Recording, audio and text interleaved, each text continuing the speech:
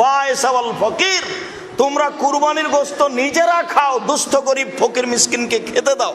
এটা আল্লাহর আদেশ। কুরবানির সাথে আকিকার কোনো সম্পর্ক নেই। আকিকা 7 দিনের দিনই দিতে হবে। 7 দিনের আগে বাচ্চা মারা গেলে আকিকা চলে না, 7 দিনের পরে আকিকা চলে না, এ কথাই ঠিক। 14 দিনে আকিকা চলে মর্মে হাদিস জয়ীফ, 21 দিনে চলে মর্মে হাদিস জয়ীফ, জীবনে কোনো একদিন চলে মর্মে হাদিস জয়ীফ। এসব হাদিস আমলযোগ্য নয়। গোশত দিতে বাধ্য। আশেপাশে যদি গরিব মানুষ না থাকে আর যদি না দেয়, তাহলে এ গুনাহগার হবে, এ আল্লাহর আদেশকে মানেনি, এ কৃপণ, সে ক্ষতিগ্রস্ত হবে।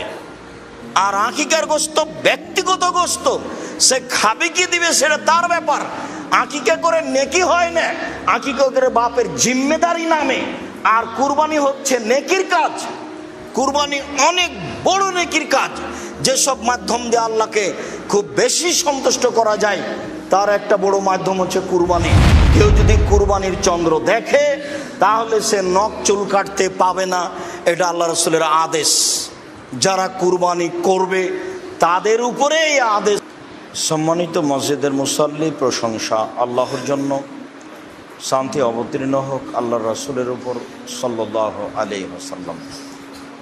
আজ জুমার খুতবায় সংক্ষিপ্ত সময়ে বক্তব্যের বিষয় কুরবানি, যার অর্থ হচ্ছে আল্লাহর নৈকট্য সন্তুষ্টি লাভ করা।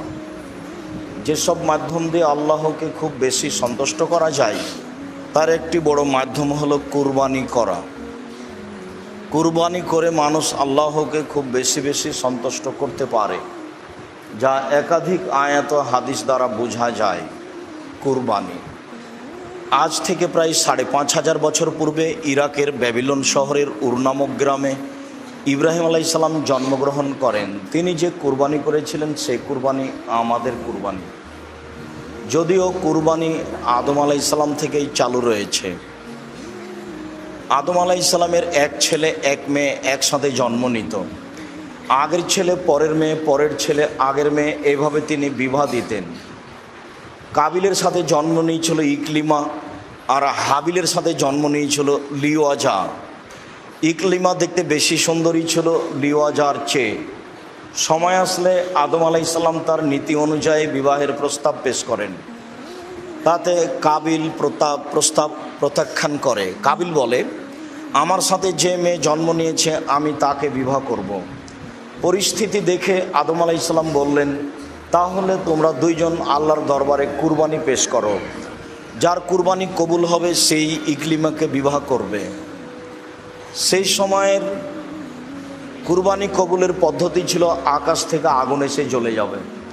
যদি আকাশ থেকে আগুন এসে জ্বলে যায়, তাহলে বুঝতে হবে কুরবানি কবুল হয়েছে। আর যদি না জ্বলে, তাহলে বুঝতে হবে কুরবানি কবুল হয়নি। অবশ্য বিষয়টি এখন থাকলে মানুষ তার সত্য মিথ্যা, হালাল হারাম বুঝতে পারত। আল্লাহ তাআলা দয়া করে মানুষকে কুরবানির গোশত খাওয়ার সুযোগ দিয়েছেন। মর্মেই হতো মানুষ অবৈধ পয়সা দিয়ে ভুল পদ্ধতিতে কুরবানি করা প্রয়োজন মনে করছে। যেহেতু কাবিল জমি চাষ করত, মর্মে কিছু গম আল্লাহর দরবারে কুরবানি হিসেবে পেশ করলো। হাবিল ছাগল, মেষ, ভেড়া লালন পালন করত, মর্মে একটি দুম্বা আল্লাহর দরবারে কুরবানি হিসেবে পেশ করলো। আকাশ থেকে আগুন এসে দুম্বা জ্বলে গেল, গমগুলি থেকে গেল। এতে কাবিলের ক্ষোভ বেশি হয়ে গেল। কাবিল মনে করলো, হাবিলের কারণে আমি সমাজে অপমান হচ্ছি। তাই ভাবলো যে হাবিলকে হত্যা করতে হবে। মর্মে কাবিল সিদ্ধান্ত নিল। এই কথা আল্লাহ তাআলা সূরা মায়েদায় উল্লেখ করেছেন। আল্লাহ তাআলা বলেন, ঈদ কাররাবা কুরবানান ফাতুকুব্বিলা মিন আহাদিহিমা ওয়ালাম ইতাকাব্বাল মিনাল আখার। যখন তাদের দুই ভাইয়ের পক্ষ থেকে কুরবানি পেশ করা হয়েছিল, দুইজনের একজনের কুরবানি কবুল হয়েছিল, অপরজনের কুরবানি কবুল হয়নি। যার কুরবানি কবুল হয়নি সে বলেছিল, আমি তোমাকে হত্যা করব। তখন হাবিল বলেছিল, তুমি হত্যা করো, আমি তোমাকে হত্যা করব না, তোমার উপরে আমি হাত উঠাবো না। যেহেতু সমাজে বদনাম ছড়িয়ে গেল, কাবিল ভালো মানুষ নয়, তাই তার কুরবানি কবুল হয়নি। সে লজ্জা ঢাকতে গিয়ে এক পর্যায়ে সে হাবিলকে হত্যা করলো। আসলে বিবাহ করতে পারেনি, সেই কারণে হাবিলকে হত্যা করেছে, ইতিহাস ঠিক নয়। বরং কুরবানি কবুল হলো না তার, মর্মে লজ্জা ঢাকতে গিয়ে কাবিল হাবিলকে হত্যা করেছে, এ কথাই ঠিক। লাশ পড়ে আছে, কাবিল হাবিলকে কি করবে তা বুঝতে পারে না। দুটি কাক আসলো, মারামারি করলো, তাতে একটি কাক মারা গেল। জীবিত কাকটি মরে যাওয়া কাককে গর্ত খুঁড়ে মাটিতে পুঁতে দিল। কাবিল বুঝতে পারলো হাবিলকে কি করতে হবে, লজ্জিত হয়ে গর্ত খুঁড়ে মাটিতে হাবিলকে পুঁতে দিল। আমাদের নবী মোহাম্মদ সাল্লাল্লাহু আলাইহি সাল্লামের পক্ষ থেকে যে পদ্ধতি চালু হয়েছে, তাতে অমুসলিম মারা গেলে তাকে কাফন, জানাজা, গোসল ছাড়াই মাটিতে পুঁতে দিতে হবে, যা তিনি তার চাচা আবু তালেবের ব্যাপারে করেছিলেন। হাদিস বুখারী, মুসলিম। আর মুসলিম মারা গেলে তার জানাজা, গোসল, কাফন দাফন সব রাসূল সাল্লাল্লাহু আলাইহি সাল্লামের পদ্ধতিতে হবে। আগের পদ্ধতিতে সে নীতি অনুযায়ী তাকে মাটিতে পুঁতে দিল। বলছিলাম আমাদের কুরবানি ইব্রাহিম আলাইহিস সালামের কুরবানি।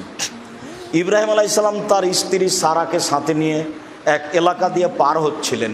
সেই এলাকায় স্বামী স্ত্রী পার হতে পারে না, তাই ইব্রাহিম আলাইহিস সালাম তার স্ত্রী সারাকে বলেছিলেন, সারা, এই এলাকা দিয়ে স্বামী স্ত্রী পার হতে পারে না, মর্মে আমরা দুইজন ভাই বোন হয়ে পার হয়ে যাব। তোমাকে যদি কেউ বলে এটা কে, তাহলে তুমি বলিও এটা আমার ভাই, আর আমি বলবো এটা আমার বোন। মর্মে তিনি বললেন এটা আমার বোন।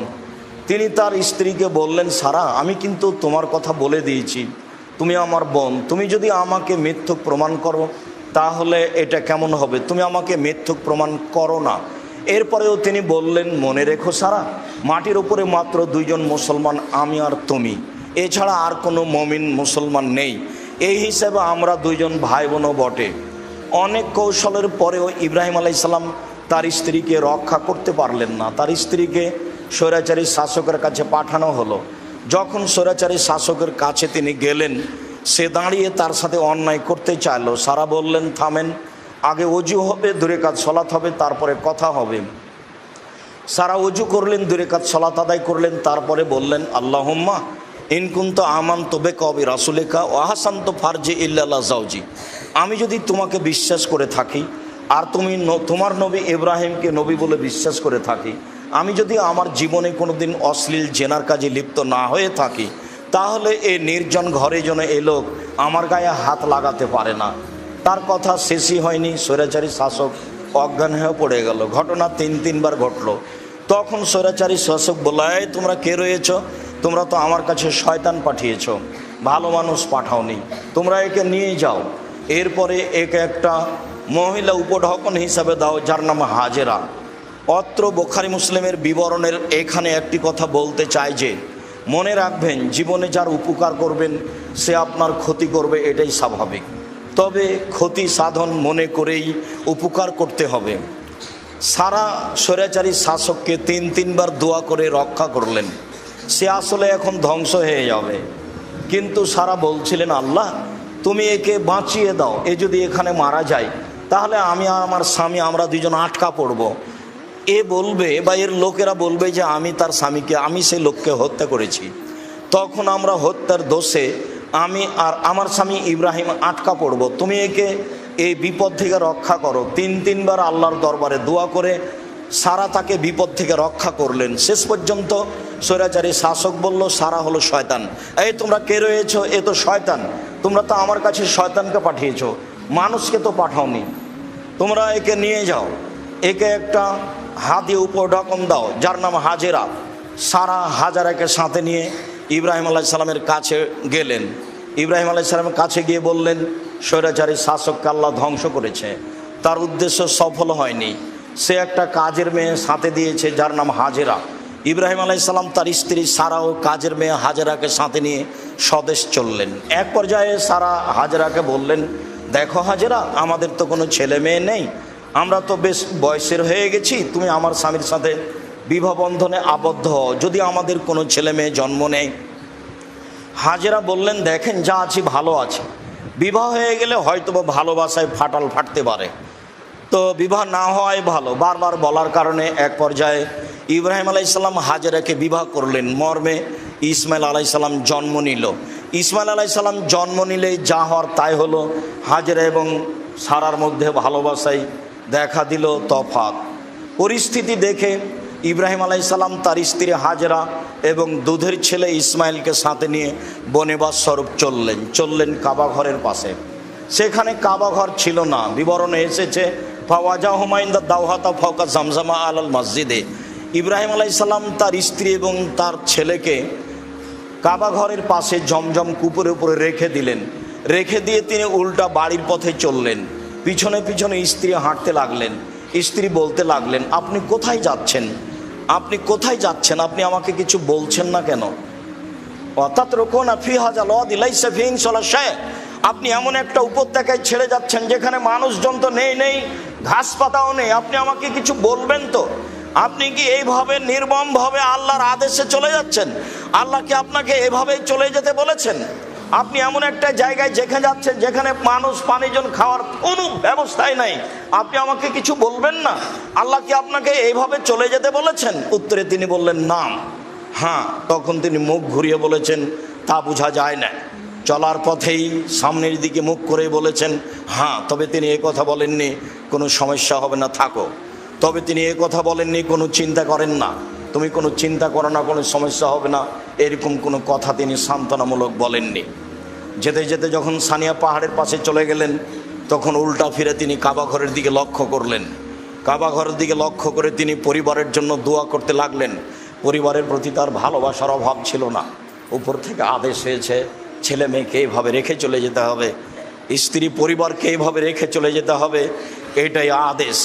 বড় বিপদে পড়েছেন তিনি, এর নাম পরীক্ষা। তিনি স্ত্রী ছেলেকে এইভাবে রেখে গিয়ে কিছু দূর আগিয়ে গিয়ে সানিয়া পাহাড়ে গিয়ে কাবা ঘরের দিকে লক্ষ্য করে হাত তুলে বলছেন, রব্বানা ইন্নী আসকান্ত মিন দুরিয়াতি বেওয়াদে বেওয়াদিন ইন্দা গায়রে জারইন ইন্দা বাইতিকাল মুহাররম। হে আমার প্রতিপালক, আমার পরিবারের কিছু অংশকে তোমার কাবা ঘরের পাশে রেখে দিলাম যেখানে মানুষজন ঘাস পাতা কিছুই নেই। একটু আগে স্ত্রী যা বললেন, একটু পরে স্বামী তাই বললেন। তবে তিনি কাবা ঘরের দিকে মুখ করে হাত তুলে আহাল পরিবারের জন্য দোয়া করছিলেন। তিনি বলছিলেন, হে আমার প্রতিপালক, তোমার আদেশেই আমি আমার স্ত্রী এবং আমার দুধের ছেলেকে এই উপত্যকায় যেখানে মানুষজন নেই, ঘাস পাতা নেই, সেখানে রেখে গেলাম। কিভাবে থাকবে তা আমি জানি না, কি খেয়ে থাকবে তা আমার জানা নাই।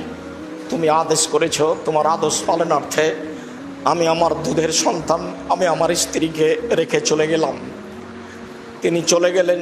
ফালাম্মা বালাগা মা হুসায়, যখন বাচ্চা দৌড়াদৌড়ি করতে পারে এরকম পর্যায়ে তিনি স্বপ্নে দেখছেন আমার ছেলেকে কুরবানি করতে হবে। তিনি ফিরে আসলেন, এসে বলছেন, বোনাইয়া ইন্নি আরা ফিল মানামে আন্নি আসবাহুকা ফানজুর মা যা তারা। ও আমার আদরের ছেলে, আমি স্বপ্নে দেখছি তোমাকে কুরবানি করছি, তোমাকে কুরবানি করতে হবে। মা যা তারা, তোমার মতামত কি, তুমি কি বলতে চাও? ছোট ছেলের কাছে ইব্রাহিম আলাইসাল্লাম 90 বছরের বৃদ্ধ মানুষ, চুলদাড়ি পেকে গেছে, পরামর্শ চাচ্ছেন। ছোট বাচ্চা ছেলে দৌড়াদৌড়ি করতে পারে, দেখতে যখন খুব সুন্দর লাগে। এই সময়ে ছেলে উত্তরে বলছে, আবাতি ফাল মা তোমারও সাথা যদি ইনশাআল্লাহ মিনাস সাবিরিন। আব্বা, আপনি যা স্বপ্নে দেখেছেন তা বাস্তবায়ন করুন, আপনি আমাকে ধৈর্যশীল পাবেন। অত্র বিবরণে বোঝা যায় ইব্রাহিম সালাম তার ছেলেকে কুরবানি করার জন্য হাত পা বেঁধেছিলেন, এই কথা মিথ্যা। কুরবানি করার জন্য তিনি চোখে কাপড় দিয়েছিলেন, এই কথা মিথ্যা। তার ছুরিতে লোহা লাগিয়ে দিয়ে ধার বন্ধ করে দেওয়া হয়েছিল, এই কথা মিথ্যা। চোখের সামনে দেখে দেখে ছেলেকে কুরবানি করতে হবে, এটাই আদেশ। 90 বছরের বৃদ্ধ মানুষ, চুলদাড়ি পেকে গেছে, মিনা মাঠে ফাঁকা জায়গায়, দুই ধারে প্রায় 20 তলার সমান উঁচু পাহাড়, নিচে সমতল জায়গায়। ফা আসলামা ওয়া তাল্লাহুলিল জাবিন, বাপ ভাইয়েরা একমত, বাপ ও ছেলেকে কুরবানি করবে, ছেলেও তাতে রাজি। ছেলেকে উপুড় করে তিনি শয়ে দিলেন। মুখমণ্ডল নিচের দিকে আছে, মাথার পিছন দিকে উপরের দিকে আছে। দর্শক বলতে ফেরেশতা আল্লাহ, মানুষজন কেউ নেই। বৃদ্ধ মানুষ তার ছেলেকে উপুড় করে শয়ে দিয়ে বারবার ছুরি চালাচ্ছেন। মহান আল্লাহ বলছেন, ইব্রাহিম কাদ সাদ্দাক্তা রুয়া, তুমি তোমার স্বপ্নকে বাস্তবায়ন করেছো, তোমার ছেলেকে কুরবানি করতে হবে, এই ঠেকা আমার বাঁধেনি। আসলে তোমাকে আমি পরীক্ষা করছিলাম, তুমি পরীক্ষায় পাস করতে পারো কিনা। অফাদাই না হু বেজিবিন আজিম, আমি তোমার ছেলেকে, আমি ইব্রাহিমের ছেলেকে বড় কুরবানির মাধ্যমে ছাড়িয়ে নিলাম। বেজিবিন আজিম, এটা হচ্ছে বড় কুরবানি। কুরবানি একটা বড় কাজ, স্বাদের জিনিস কুরবানি করতে হবে, যার সাথে অনেক ভালোবাসা আছে, যা দেখতে অনেক ভালো। আল্লাহর পক্ষ থেকে বড় দয়া, ছেলের পরিবর্তে দুম্বা উপস্থিত করেই আল্লাহ তাআলা বলছেন, আমি পশুর মাধ্যমে তার ছেলেকে ছাড়িয়ে নিলাম। সম্মানিত মসজিদের মুসল্লি, যারা অনলাইনে আমাদের সাথে আছেন, আমরা সবাইকে বলছিলাম যে সত্য সত্যই এই কুরবানি একটি বড় কুরবানি, যা আল্লাহকে সন্তুষ্ট করার বড় মাধ্যম, যা আমরা সংক্ষিপ্ত ইতিহাসে আপনাদের সামনে পেশ করছিলাম। আমাদের কুরবানি এই কুরবানি, যেই কুরবানি ইব্রাহিম আলাইহিস সালাম করেছেন। এ ব্যাপারে আল্লাহ তাআলা বলেন, ওয়ালিকুল্লি উম্মাতিন জাআলনা মানসাকা, আমি প্রত্যেকটা সম্প্রদায়ের জন্য কুরবানির ব্যবস্থা করেছি। লিয়াযকুরুসমাল্লাহ, তারা যেন আল্লাহর নামে তাদের পশুকে কুরবানি করতে পারে। আল্লাহ তাআলা বলেন, লা ইয়ানালাল্লাহু লুহুমুহা ওয়ালা দিমাউহা ওয়ালাকিন ইয়ানালুহু তাকওয়া মিনকুম, নিশ্চয় মানুষের কুরবানির গোশত, নিশ্চয় মানুষের কুরবানির রক্ত আল্লাহর নিকটে পৌঁছে না, নিশ্চয় মানুষের অন্তর আল্লাহর নিকটে পৌঁছে। যার অন্তর পরিষ্কার, যার পয়সা বৈধ, তারই কুরবানি কবুল হয় মাত্র, অন্য মানুষের কুরবানি কবুল হয় না। যার এ বিষয়ে অন্তর পরিষ্কার নয়, যে আল্লাহকে সন্তুষ্ট করার জন্য কুরবানি করতে পারে না, স্বার্থের উপরে কুরবানি করে, তার কুরবানি কবুল হয় না, এ কথাই ঠিক। অত্র আয়াতে যা আল্লাহ তাআলা বলেন, আল্লাহ তাআলা বলেন, ফাসাল্লি লিরাব্বিক ওয়ানহার, মুহাম্মদ সাল্লাল্লাহু আলাইহি সাল্লাম, আপনি আপনার প্রতিপালককে সন্তুষ্ট করার জন্য কুরবানি করুন আর সালাত আদায় করুন। আপনি আপনার প্রতিপালককে সন্তুষ্ট করার জন্য সালাত আদায় করুন, কুরবানি করুন। অবশ্যই কুরবানি আল্লাহকে সন্তুষ্ট করার জন্য একটি বড় মাধ্যম, যা কোরআন এবং হাদিস দ্বারা প্রমাণিত হয়। আবু হুরায়রা রাদিয়াল্লাহু তাআলা আনহু বলেন, রাসূল সাল্লাল্লাহু আলাইহি ওয়াসাল্লাম বলেছেন, মান কানা লাহু সাতুন আলাম ইজাহি ফালা ইয়াকরাবান্না মুসাল্লানা, যার অর্থ সম্পদ রয়েছে, সে যদি কুরবানি না করে তাহলে সে যেন আমার ঈদের মাঠে না আসে। বিবরণে মনে হচ্ছে কুরবানি জরুরি, আসলে কুরবানি জরুরি নয়, কুরবানি ফরজ নয়, কুরবানি একটি নেকির মাধ্যম। যার কারণেই আবু বকর সিদ্দিক এবং ওমর রাদিয়াল্লাহু তাআলা আনহু লা ইজাহিয়ানে আন আহলিহিমা মাখাফাতান আন ইয়ারা যালিকা ওয়াজিবান, মানুষ যেন এটাকে জরুরি ফরজ না মনে করে, এই কারণেই আবু বকর সিদ্দিক, ওমর রাদিয়াল্লাহু তাআলা আনহুম, তারা মাঝে মধ্যেই তাদের পরিবারের পক্ষ থেকে কুরবানি করতেন না। অবশ্যই কুরবানি আল্লাহকে সন্তুষ্ট করার মাধ্যম, অবশ্যই কুরবানি একটি বড় ইবাদত, অবশ্যই স্বাদের জিনিস কুরবানি করতে হবে, এ কথাই ঠিক। কুরবানির ব্যাপারে একাধিক আলোচনা রয়েছে। আনাস রাদিয়াল্লাহু তাআলা আনহু বলেন, যাহা রাসূলুল্লাহ সাল্লাল্লাহু আলাইহি সাল্লাম কাবশাইনে আমলাহাইনে আকরানাইনে যাবাহুমা বিয়াদিহি ওয়া সাম্মা ওয়া কাব্বারা, রাসূল সাল্লাল্লাহু আলাইহি সাল্লাম দুইটি সাদা কালো শিংওয়ালা ভেড়া কুরবানি করলেন।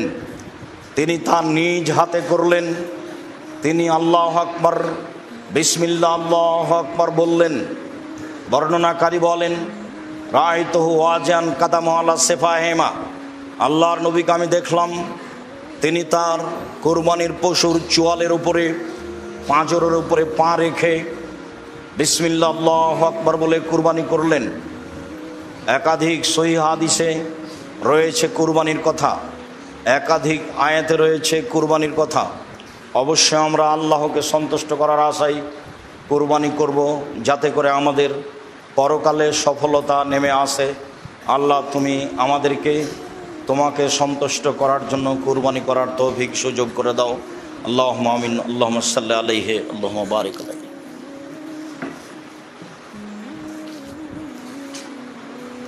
আলহামদুলিল্লাহ ওয়াহদা ওয়াসসালাতু ওয়াসসালামু আলা মান লা নাবিয়্যা বাদা। আমরা এখন আলোচনা করি কুরবানির পশুর ধরন। তারপর কুরবানি 7 ভাগে একজনের পক্ষ থেকে ও কুরবানির গোশতের বিবরণ। জাবের রাদিয়াল্লাহু তাআলা আনহু বলেন, রাসূল সাল্লাল্লাহু আলাইহি সাল্লাম বলেছেন, লা তাযবাহু ইল্লা মুসিন্না, পৃথিবীর মানুষ তোমরা দাঁত ছাড়া কুরবানি করো না। অত্র মুসলিম গ্রন্থের হাদিসে প্রমাণিত হয় যে দাঁত দেখেই কুরবানি করতে হবে। যারা মুসিন্না শব্দের অর্থ গ্রহণ করেছেন এই মর্মে যে 1 বছর হলেই গরু ছাগল এগুলো কুরবানি করা যায়, তারা ভুল বুঝেছেন। এ কথাই ঠিক, দাঁত দেখেই কুরবানি করতে হবে। মুসিন্না মূলত ওই পশু ওই ছাগলকে বলা হয় যার দুধের দাঁত উঠে গিয়ে আবার দাঁত বের হয়েছে, তাকে মুসিন্না বলা হয়। তবে সাধারণত ছাগল দাঁতে 1 বছরে, গরু দাঁতে 2 বছরে, উট দাঁতে 5 বছরে, মানুষ দাঁতে 7 বছরে। বাচ্চার ছেলে মেয়ের 7 বছর হলেই দুধের দাঁত উঠে যায়, নতুন দাঁত আসে, এটা স্বাভাবিক। উট 5 বছর হলেই নতুন দাঁত আসে, দুধেরটা উঠে যায়। গরু 2 বছর হলেই তা ঘটে, আর ছাগল 1 বছর হলেই তা ঘটে। এরপরেও দাঁত দেখেই কুরবানি করতে হবে, এ কথাই ঠিক, আর এটাই হাদিসের অর্থ। এরপরে কুরবানির ধরনে আলী রাদিয়াল্লাহু তাআলা আনহু বলেন, আমারানা রাসূলুল্লাহ সাল্লাল্লাহু আলাইহি সাল্লাম আন নাস্তাসরিফা লাইনা আলোজনা, আল্লাহর নবী আমাদেরকে পশু ক্রয়ের সময় আদেশ করেছেন যে আমরা পশুর চোখ কান ভালোভাবে দেখে নিব, যাতে করে তার চোখে কোনো ত্রুটি না থাকে, কানে কোনো ত্রুটি না থাকে, পায়ে কোনো ত্রুটি না থাকে। নিখুঁত প্রাণী কিনব, এ আদেশ আমাদেরকে আল্লাহর নবী করেন। বারা ইবনে আজিব রাদিয়াল্লাহু তাআলা আনহু বলেন, সুইলা রাসূলুল্লাহ সাল্লাল্লাহু আলাইহি সাল্লাম মাজা ইত্তাকানি জাহায়া, আল্লাহর নবী কুরবানি কেমন পশু হতে হবে এই জিজ্ঞাসা আল্লাহ রাসূলকে করা হয়েছিল। ফাকালা আশারা বেয়াদিহি আরবান, তিনি হাতের ইশারা করে হাত দিয়ে দেখালেন কুরবানি কেনার সময় 4টে জিনিস দেখে নিতে হবে।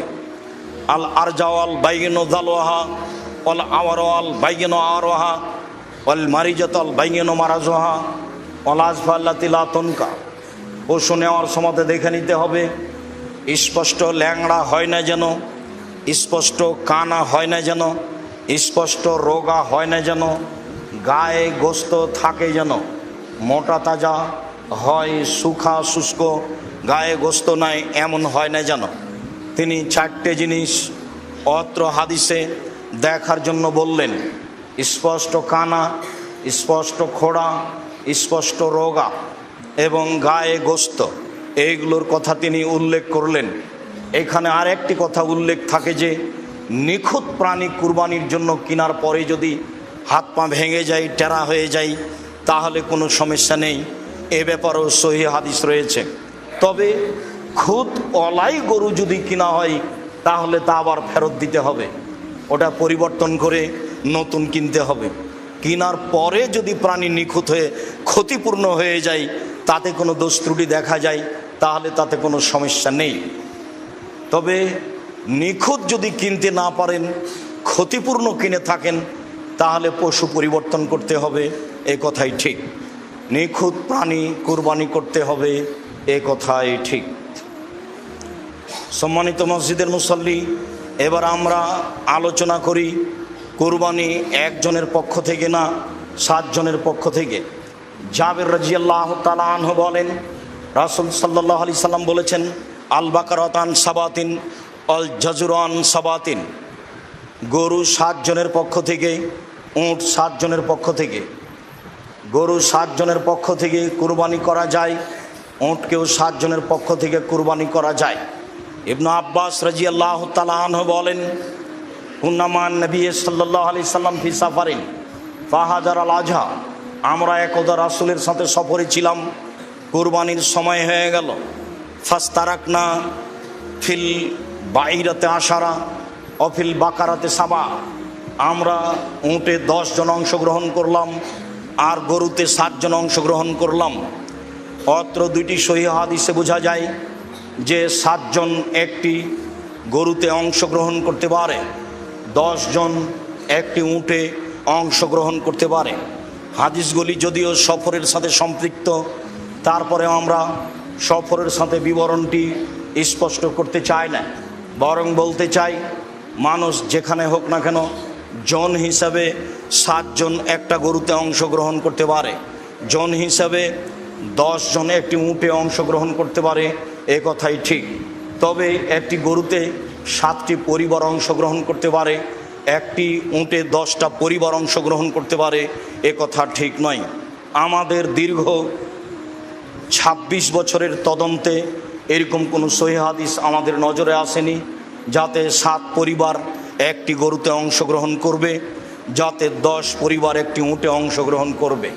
এছাড়াও আহলে হাদিসের একজন বড় পণ্ডিত মানুষ মাওলানা আব্দুল্লাহিল কাফি আল কুরাইশি তার ফতোয়া মাসাইল বইয়ে আজ থেকে প্রায় 50 থেকে 60 বছর আগে উল্লেখ করেছেন এই মর্মে যে আমি আব্দুল্লাহিল কাফি আল কুরাইশি একটি গরুতে 7 পরিবার অংশগ্রহণ করবে, একটি উটে 10 জন 10 পরিবার অংশগ্রহণ করবে, এমন হাদিস আমি অবগত হতে পারিনি। অবশ্যই 7 জন আর 7 পরিবার, 10 জন আর 10 পরিবার এক নয়। সম্মানিত মসজিদের মুসল্লি, সম্মানিত দেশবাসী, যারা আমরা অবগত আছি 7টি পরিবারের পক্ষ থেকে একটি গরু কোরবানি করা যায়, অবশ্যই তারা জনকে ধরেই বলছি। আমি অবশ্যই এখানে বলতে চাই যারা খুব জোর দিয়ে এভাবে বলছে তাদেরকে এত শক্ত পথ থেকে ফিরে আসাই ভালো। বলা যেতে পারে তার পক্ষ থেকে যে একটা গরুতে একটা পরিবারই উত্তম, একটা ছাগলে একটা পরিবারই উত্তম, 7 পরিবারের পক্ষ থেকে দেওয়া যায়, হালকা হওয়া ভালো। কিন্তু বলার গতিটা এমন যে বলে এইভাবে, কে বলছে একটা গরুতে 7 পরিবার অংশগ্রহণ করা যাবে না?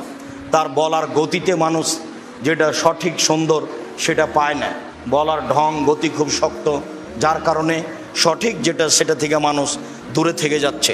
সম্মানিত মসজিদের মুসল্লি, যারা অনলাইনে দেশের বিদেশের বিভিন্ন স্থান থেকে আমাদের সাথে অংশগ্রহণ করেছেন, করবেন বলে আমরা আশাবাদী, তাদেরকে আমরা বলতে চাই একটি পরিবারের পক্ষ থেকে একটি প্রাণী কুরবানি করতে হবে মর্মে একাধিক হাদিস রয়েছে। কয়েকটি বুখারী মুসলিম থেকে পেশ করি, পরে আরও পেশ করব ইনশাআল্লাহ। সম্মানিত মসজিদের মুসল্লি, জাবির রাদিয়াল্লাহু আয়েশা রাদিয়াল্লাহু তাআলা আনহা বলেন, আমার রাসূলুল্লাহ সাল্লাল্লাহু আলাইহি সাল্লাম বেকাবসিন আকরানা, আল্লাহর নবী একটি সিংওয়ালা ভেড়া ক্রয়ের জন্য আদেশ করলেন। এতাও ফি সাওয়াদিন ওয়ায়াবরকু ফি সাওয়াদিন অনজুরু ফি সাওয়াদিন, যেই ভেড়াটি খাবে কালোতে, হাঁটবে কালোতে, শুইবে কালোতে, যার মুখ কালো, যার পা কালো, যার পেট কালো। বিবরণে হয়তো আল্লাহ রাসূল কালো প্রাণীকেই বেশি প্রাধান্য দিয়েছেন। বিদ্বানগণ বলতে চান কালো প্রাণীর গোশতে স্বাদ বেশি, অন্যান্য প্রাণীর গোশতে স্বাদ কম, এমনটা হতেও পারে। তবে এর রহস্য আমরা স্পষ্ট রাসূল সাল্লাল্লাহু আলাইহি ওয়াসাল্লামের পক্ষ থেকে অবগত নই। তিনি বলেছিলেন আনাসকে ক্রয় করতে, যাও একটি ভেড়া কিনো যেটা কালোতে হাঁটে, কালোতে খায়, কালোতে শয়। ফাউতিয়া বিহি লিউজিহি, এই কুরবানি ভেড়া তার নিকটে নিয়ে যাওয়া হলো। ফাকালা লি আয়েশা, আয়েশা রাদিয়াল্লাহু তাআলা আনহাকে তিনি বললেন, হালুমিল মুদিয়া ওয়াস হাজি হবে হাজারিন, আয়েশা ছুরি নিয়ে আসো এবং পাথরের মাধ্যমে তাকে ধারালো করে নিয়ে আসো। ছুরি ধারালো কাজটি আমাদের দেশে পুরুষ মানুষে করে। আল্লাহর নবী আয়েশাকে বলছেন, আয়েশা ছুরি ধারালো করে নিয়ে আসো। ফালাত, আয়েশা তাই করলেন। স্ত্রীর নাম ধরে ডাকতে হয় এ কথাই ঠিক। অত্র হাদিসে যা প্রমাণ হয়, একটু আগে বুখারী মুসলিমের হাদিসে যা ইব্রাহিম আলাইহিস সালামের ব্যাপারে প্রমাণ হয়েছে, স্ত্রীও স্বামীর নাম ধরে বলতে পারে। তাই তার স্ত্রী বলেছিলেন, আয়না তাজাব ইব্রাহিম, ইব্রাহিম আপনি কোথায় যাচ্ছেন আর আমাদেরকে উপত্যকায় ছেড়ে যাচ্ছেন যেখানে মানুষজন নেই, ঘাস পাতা পশু প্রাণী নেই। আয়েশা রাদিয়াল্লাহু তাআলা আনহা বলেন ফাখাজা ওয়াখাজাল কাবসা, তিনি ছুরি হাতে নিলেন এবং ভেড়াটা হাতে নিলেন, ফাজাহ, তারপরে তিনি তাকে ফেলে দিলেন। ফেলে দিয়ে চোয়ালের উপরে পা চাপিয়ে তিনি বলছেন আল্লাহুম্মা তাকাব্বাল মিন মুহাম্মদ ওয়া আলে মুহাম্মদ, আল্লাহ তুমি এই ভেড়া কবুল করো মুহাম্মাদের পক্ষ থেকে, তার পরিবারের পক্ষ থেকে। বিসমিল্লাহ আল্লাহু আকবার, বিসমিল্লাহ আল্লাহু আকবার বলে এই দোয়া পড়ে তিনি পশু কুরবানি করলেন। একটি ভেড়া কুরবানি করলেন তার পক্ষ থেকে, তার পরিবারের পক্ষ থেকে। হাদিস বুখারী মুসলিম। সম্মানিত মসজিদের মুসল্লি, আয়েশা রাদিয়াল্লাহু তাআলা আনহা বলেন কানান নবী সাল্লাল্লাহু আলাইহি সাল্লাম এজা আরাদা ইউজাহিয়া, যখনই আল্লাহর নবী কুরবানির ইচ্ছা পোষণ করতেন তখনই ইস্তারাবে কাবসাইনে, দুইটি ভেড়া নিতেন, আজিমাইনে বড়, সামিনাইনে মোটা তাজা, আকরানাইনে শিংওয়ালা, আমলাহাইনে সাদা কালো, মজুয়াইনে অন্ডকোষ বের করা। পাঁঠা কুরবানি না দেওয়াই ভালো, যেগুলোতে অন্ডকোষ বের করা আছে যাকে আমরা খাসি বলি সেটাই কুরবানি করা উত্তম। যারা বলেছে খাসি নিখুঁত পাঁঠাই দিতে হবে তারা শরীয়ত ভুল বুঝেছে, আর না হলে না জানার কারণে বলেছে। আল্লাহর নবী নিজে দুইটা ভেড়া কিনলেন, মোটা তাজা বড় শিংওয়ালা সাদা কালো অন্ডকোষ বের করা। জাবাহা আহাদাহুমা লেমান শাহেদা লিল্লাহি বিত্তাউহিদে ওয়া শাহেদাল্লাহু বিল বালাগা, ওদের নামে তিনি জবে করলেন যারা এক আল্লাহ বলে সাক্ষ্য দেয়, যারা তার রেসালাত পৌঁছেছেন তিনি তার দায় দায়িত্ব এই বলে সাক্ষ্য দেয়, তাদের জন্য তিনি একটি পশু কুরবানি করলেন। ও জাবাহাল আখারা আন মোহাম্মদিন ও আলে মোহাম্মদিন, মোহাম্মদ সাল্লাল্লাহু আলাইহি সাল্লাম তার পক্ষ থেকে এবং তার পরিবারের পক্ষ থেকে আরেকটি পশু ভেড়া কুরবানি করলেন।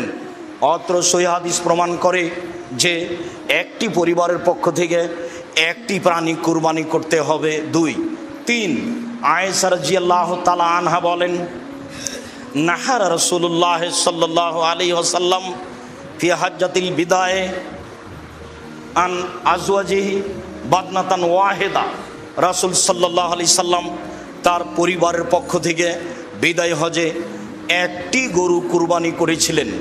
অত্র সহিহ হাদিস প্রমাণ করে রাসূল সাল্লাল্লাহু আলাইহি সাল্লাম পরিবারের পক্ষ থেকে একটি প্রাণী কুরবানি করেছিলেন। মেখনাব ইবনে সুলাইম রাদিয়াল্লাহু তাআলা আনহু বলেন কুন্না মান নবী সাল্লাল্লাহু আলাইহি ওয়াসাল্লাম ওয়াকুফান বিআরাফা, আমরা একদা আল্লাহ রাসূলের সাথে আরাফার মাঠে অবস্থান করছিলাম।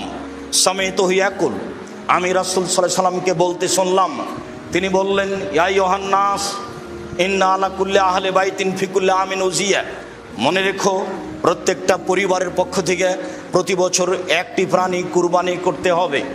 মনে রেখো প্রত্যেকটা পরিবারের পক্ষ থেকে অন্তত একটি প্রাণী কুরবানি করতে হবে। মনে রেখো প্রত্যেকটা পরিবারের পক্ষ থেকে অন্তত একটি প্রাণী কুরবানি করতে হবে।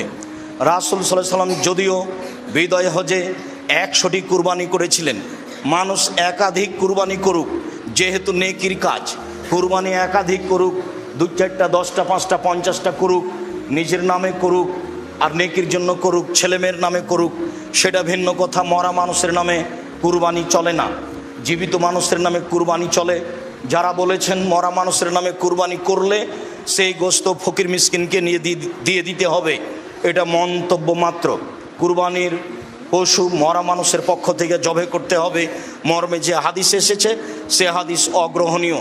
কাজে যারা মারা গেছে তাদের নামে রয়েছে দান, তাদের নামে রয়েছে মুখের দোয়া, তাদের নামে কুরবানি নয়। তাদের নামে হজ করতে পারে, যা স্পষ্ট শরীয়ত দ্বারা প্রমাণিত হয়। রাসূল সাল্লাল্লাহু আলাইহি সাল্লাম একাধিক কুরবানি করেছেন মর্মে মানুষ একাধিক কুরবানি করতে পারে, তবে পরিবারের পক্ষ থেকে অন্তত একটি পশু কুরবানি করতে হবে, যা অত্র সহিহ হাদিসে প্রমাণিত হয়। আতা ইবনে ইয়াসার রাদিয়াল্লাহু তাআলা আনহু বলেন সালতা আবু আইয়ুব আল আনসারী আমি আইয়ুব আনসারীকে জিজ্ঞাসা করলাম, কাইফা বিকুম আল আযাহে ফিকুম আলা আহাদি রাসূলিল্লাহ সাল্লাল্লাহু আলাইহি সাল্লাম, আপনাদের রাসূলের যুগে কুরবানি কেমন ছিল, আপনাদের মাঝে রাসূলের যুগে কুরবানি কেমন ছিল? তখন আবু আইয়ুব আনসারী রাদিয়াল্লাহু তাআলা আনহু বলেন, কানার রাজুল ইজাহি বিসাত আনওয়ান আহলে বাইতিহি, রাসূলের যুগে আমরা ব্যক্তিরা তার পক্ষ থেকে, তার পরিবারের পক্ষ থেকে একটি ছাগল কুরবানি করতেন। একলু নাওয়াত এমুনা, তারা নিজেরা খেতেন এবং খাওয়াতেন। একাধিক সহিহ হাদিস দ্বারা প্রমাণিত হয় যে মানুষকে তার পক্ষ থেকে এবং তার পরিবারের পক্ষ থেকে অন্তত একটি প্রাণী কুরবানি করতে হবে। রমজান আসলেই 12 মাস সব 3-4 ভাই পৃথক পৃথক খায়। আবার যখন কুরবানি এসেছে তখন সব টাকা এক জায়গাতে জমা করে একটা গরু কুরবানি দিয়েছে। এভাবে মজাক করলে হবে? যার ভাত অন্ন সেটাই পরিবার। ভাইয়েরা তো সারা বছরই ভিন্ন ভিন্ন খায়, ভিন্ন ভিন্ন উপার্জন করে। হ্যাঁ, একটা কাজ করতে পারে, সবার নামে করলে একটা করে প্রাণী ছাগল, আর সব টাকা জমা করে বাপের নামে করলো একটা গরু, দিয়ে সবাই গোস্ত ভাগ করে নিল, তা করা যায়। কিন্তু টাকা জমা করে একটা গরু সবাই মিলে দিবে, এই পদ্ধতি রাসূল সাল্লাল্লাহু আলাইহি সাল্লামের নয়। 3-4 ভাই মিলে নিবে 3-4 ভাগ, আর গ্রামের 2 জন নিবে 3 ভাগ দিয়ে 7টা করবে, এই পদ্ধতি রাসূল সাল্লাল্লাহু আলাইহি সাল্লামের পক্ষ থেকে প্রমাণিত নয়। তবে অনেকে বলতে চেয়েছে যে 7 জনে যদি চলে তাহলে 3 জনও চলে, বারদার যে আরও ভালো চলে, 5 জনও চলে, আরও ভালো চলে। আমি দীর্ঘ এই 26 বছরের তদন্তে এইভাবে কুরবানি করা যাবে তা অবগত হতে পারে। আর আমি আব্দুর রাজ্জাক বিন ইউসুফ শরীয়ত থেকে সামান্যতম সরে আসতে চাই না। আবারও বলছি, ভাগে জন হিসাবে 7 জনই চলে, ভাগে পরিবার হিসাবে চলে না। শরীয়তকে মেনে এত বড় দামি ইবাদত করার চেষ্টা করেন, বা নেকি বেশি হবে। টাকা বেশি আছে, রাজস্থান থেকে উট কিনে নিয়ে এসে কুরবানি করেন। টাকা কম আছে, ষাঁড় কুরবানি কিনে কুরবানি দেন।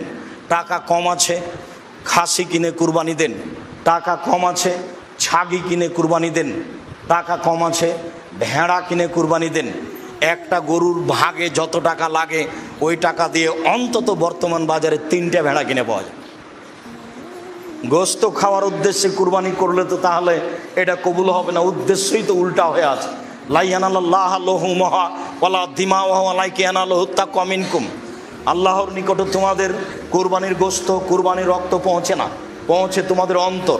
যার নিয়ত পরিষ্কার, টাকা বৈধ, তারই কুরবানি কবুল হয়, এছাড়া কুরবানি কবুল হয় না। সম্মানিত মসজিদের মুসল্লি, আর শেষের অংশে এসে একটি কথা বলতে চাই যে কুরবানির গোস্ত আমরা সাধারণত 3 ভাগে ভাগ করে থাকি। বিশেষভাবে চাঁপাইনবাবগঞ্জ, রাজশাহী এবং ইন্ডিয়ার আরও কিছু কিছু জেলায় 3 ভাগে ভাগ করা হয়। 1-2 ভাগ নিয়ে আসা হয়, 1 ভাগ বিকালে মাথা পিছু ভাগ করে নেওয়া হয় গ্রামবাসী মিলে। আসলে এই পদ্ধতি হারাম না হলেও তা পছন্দনীয় নয়। আবার কোনো কোনো এলাকায় মানুষ হারে কিছু দিয়ে দেওয়া হয় আর সব নিয়ে চলে আসা হয়, এটাও ঠিক নয়। হ্যাঁ, 3টার পদ্ধতির মর্মে কোনো হাদিস সহি নেই। যে হাদিস এসেছে যে 3 ভাগের 1 ভাগ নিজে খাবে, 3 ভাগের 1 ভাগ গরিব প্রতিবেশীকে দিবে, আর 3 ভাগের 1 ভাগ ফকিরকে দিবে যারা ভিক্ষে চায়, মর্মে হাদিসটি মানুষের বানানো নিতান্তই জয়ীফ। কাজে এই হাদিসকে দলিল সামনে রেখে কুরবানির গোস্ত 3 ভাগে ভাগ করতে হবে এ কথা নয়। 3 ভাগ করলে নাজায়েজ হারাম হবে এ কথা নয়। তবে আমরা পছন্দ মনে করি 3 ভাগের 1 ভাগ যে দিয়ে এসেছেন, 10-এর মধ্যে এটা দিয়ে এসেছেন, যাক ওটা ভাগ করে নে করা, যারা কুরবানি দেয়নি। আমার এক চাচা বলছেন, আব্দুর রাজ্জাক তাহলে তো ওদেরই গোস্ত বেশি হয়ে যাবে। তো তাতে কি আছে, ওদের গোস্ত যদি বেশি হয় হোক, কিন্তু 3 ভাগের 1 ভাগ দিয়ে এসেছেন আর নিতে যাবেন কেন? আবার যারা বলছে নিতে গেলে ওটা বমি করার মতো হয়ে গেল, দান করেছে আবার ফিরিয়ে নিল। কুরবানির গোস্ত অত ছোট জিনিস নয়, খুব দামি গোস্ত, খুব সম্মানী, দিয়ে এসেছে আবার নিতে গেলে সেটা ওই বমন হয়ে গেল, এ কথা বলা যাবে না। কুরবানির গোস্তের উপর এরকম কোনো মন্তব্য করা ঠিক নয়। কুরবানি যেমন খুব দামি পশু, কুরবানির গোস্ত তেমন দামি জিনিস। একে ফকির মিসকিনকে দিতে শিখতে হবে। রাসূল সাল্লাল্লাহু আলাইহি সাল্লাম 3 দিনের বেশি খেতে নিষেধ করেছিলেন। পরবর্তীতে যখন সমস্যা দূর হয়ে গেল, সবার যখন টাকা পয়সা অবস্থা ভালো হয়ে গেল, তখন তিনি বললেন, কুলু ওয়াদ্দাখিরু ওয়াতেমু মা বাদালাকুম, এখন তোমরা খাও, বাড়িতে জমা করে রাখো এবং দাও, যা পারো দাও, যা পারো খাও, যা পারো জমা রাখো। দেওয়ার বিষয়টা আপনার উপরে নির্ভর করে। 2 কেজি দিয়ে বাকি রেখে দিলেন, এটা কৃপণতা। কৃপণতা করে আপনি সফল হতে পারবেন না। অথচ শতজন নেওয়ার জন্য আছে, কেউ নেওয়ার জন্য নেই, তা আপনি সবই রেখে দিলেন, ভালো কথা রাখেন।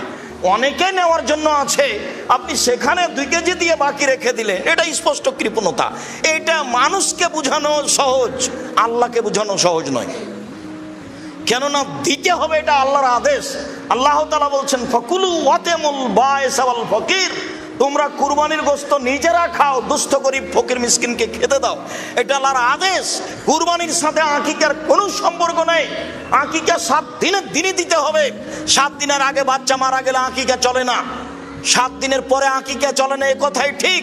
14 দিনে আকিকা চলে মর্মে হাদিস জয়ীফ, 21 দিনে চলে মর্মে হাদিস জয়ীফ, জীবনে কোনো একদিন চলে মর্মে হাদিস জয়ীফ। এসব হাদিস আমলযোগ্য নয়। আকিকা গরু দিয়ে চলে না, আকিকা উট দিয়ে চলে না, আকিকা শুধুমাত্র ছাগল ছাগি দুম্বা দুম্বি এই 4 প্রকার, 2 শ্রেণীর 4 প্রকার দিয়ে চলে। আর কুরবানি ছাগল ছাগি দুম্বা দুম্বি গরু গাভী মহিষ মহিষী উট উটনি সব দিয়ে চলে। গোশত দিতে বাধ্য। আশেপাশে যদি গরিব মানুষ না থাকে আর যদি না দেয়, তাহলে এ গুনাহগার হবে, এ আল্লাহর আদেশকে মানেনি, এ কৃপণ, সে ক্ষতিগ্রস্ত হবে। আর আকিকার গোশত ব্যক্তিগত গোশত, সে খাবে কি দিবে সেটা তার ব্যাপার। আকিকা করে নেকি হয় না, আকিকা করে বাপের জিম্মেদারি নামে। আর কুরবানি হচ্ছে নেকির কাজ। কুরবানি অনেক বড় নেকির কাজ, যেসব মাধ্যম দিয়ে আল্লাহকে খুব বেশি সন্তুষ্ট করা যায়, তার একটা বড় মাধ্যম হচ্ছে কুরবানি। সম্ভবপর মানুষ কুরবানি করার চেষ্টা করবে আল্লাহকে সন্তুষ্ট করার জন্য, এ কথাই ঠিক। আলোচনার শেষে এসে আরেকটি কথা, উম্মু সালমা রাদিয়াল্লাহু তাআলা আনহা বলেন, রাসূল সাল্লাল্লাহু আলাইহি সাল্লাম বলেছেন, মানরা হেলাল জিলহিজ্জা ওয়ারাদা ইউজাহিয়া ফালা ইয়াখুজ মিন শারিহি ওয়ালা মিন আসফারিহি, কেউ যদি কুরবানির চন্দ্র দেখে তাহলে সে নখ চুল কাটতে পাবে না, এটা আল্লাহ রাসূলের আদেশ। যারা কুরবানি করবে তাদের উপরে এই আদেশ, এ কথাই ঠিক। ছেলে মেয়ে যদি না করে, নাও করতে পারে, তবে ছেলে মেয়ে যারা কুরবানি দিচ্ছে না তারা নখ কাটলে গুনাহগার হবে, এ কথা নয়। আর চন্দ্র উঠলে, কুরবানির চন্দ্র উঠলে গরু ছাগল জবে করা যাবে না, এ কথা মিথ্যা। গরু ছাগল জবে করতে পাবে না যে হজ করার জন্য এহরাম বেঁধেছে সে।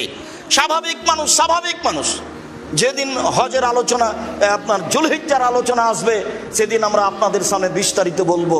আজকের আলোচনার পুনরাবৃত্তি। সম্মানিত মসজিদের মুসল্লি, আমাদের যে কুরবানি, এই কুরবানি ইব্রাহিম আলাইহিস সালামের কুরবানি।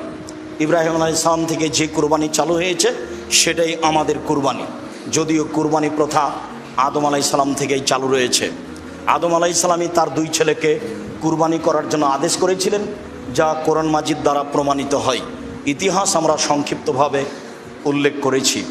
এরপরে বলতে চাচ্ছি, সম্মানিত মসজিদের মুসল্লি, দাঁত দেখে, লেজ ভালো দেখে, কান দেখে, চক্ষু দেখে কুরবানি কিনতে হবে, এটা আল্লাহ রাসূলের আদেশ। আল্লাহকে সন্তুষ্ট করার জন্য পশু কিনতে হবে কুরবানির, এ কথাই ঠিক। এরপরে 7 জনে নয়, বরং 7 পরিবারের পক্ষ থেকে একটি পশু কুরবানি করতে হবে, এ কথা নয়, বরং একটি পশু একটি পরিবারের পক্ষ থেকে কুরবানি করতে হবে, এ কথাই ঠিক। অন্তত একটি পরিবারের পক্ষ থেকে একটি পশু কুরবানি করতে হবে, এ কথাই ঠিক। 7 জন আর 7 পরিবার এক নয়। বিষয়টি বিবেচনা করার জন্য বারবার অনুরোধ জানাচ্ছি। একটি পশুতে 7 জন অংশগ্রহণ করতে পারবে না, এ কথা আমরা কোনো দিনই বলিনি। একটি গরুতে 7 জন অংশগ্রহণ করতে পারে, একটি উটে 10 জন অংশগ্রহণ করতে পারে, তবে 10 পরিবার অংশগ্রহণ করবে এমন হাদিস আমাদের অবগতিতে আসেনি। যারা খুব জোরালো দাবি জানিয়ে বই পুস্তক লিখেছে, তাদের বইগুলি, তাদের কলমগুলি একাধিক দিন আমরা পড়ে দেখেছি, তাতে আমাদের কাছে স্পষ্ট হয়নি, বরং জোর করে চেষ্টা করা হচ্ছে, এটা আমরা বুঝেছি। সরাসরি যেটা প্রমাণ হচ্ছে সেটাই করলে ভালো হবে।